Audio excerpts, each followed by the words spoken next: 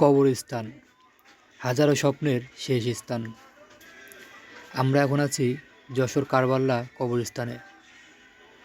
প্রতি বছরই শবে বরাতের রাতে আমরা এই কবরস্থানে কবর জিয়ারত করতে আসি।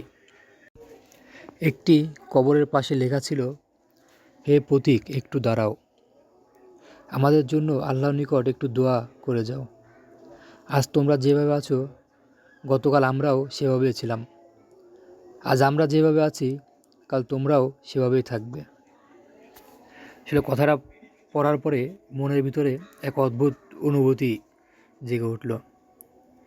সত্যি তো, এখানে আমাদের কত প্রিয়জন, কত আপনজন শুয়ে আছে। অনেকজনকে নিজ হাতেও রেখে গেছে। একদিন আমাদেরকেও এখানেই যেতে হবে।